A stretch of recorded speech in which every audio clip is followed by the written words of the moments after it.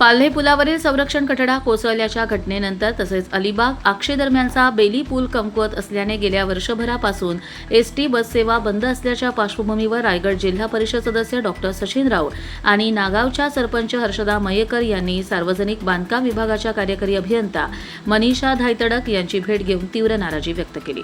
Doctor Raut यांनी Bailey पुलाच्या कामाबाबत विचारणा केली असता कांदळवन विभागाची परवानगी प्रलंबित असून पुढील 3 महिन्यांत काम सुरू करण्याचा प्रयत्न असल्याचे कार्यकारी अभियंत्यांनी सांगितले। पुलावर हाईट गार्डर बसवण्यात येणार असून अवजड वाहनांना प्रतिबंध केला जाणार आहे। पाल्हे पुलाचे तांत्रिक परीक्षण झाले असून सध्या तो सुरक्षित असल्याचेही त्यांनी स्पष्ट केले। सरपंच हर्षदा मयेकर यांनी पाल्हे पुलावरील कठड्याची दुरुस्ती निकृष्ट दर्जाची झाल्याचा आरोप करत दर्जेदार कामाची मागणी केली। बेली आणि पाल्हे या दोन्ही पुलांची कामे तातडीने सुरू करून नागरिकांना दिलासा द्यावा, अन्यथा आंदोलनाशिवाय पर्याय राहणार नाही असा इशारा त्यांनी दिला। कर्जत लाईव्हसाठी अमोल कुमार जैन, रायगड।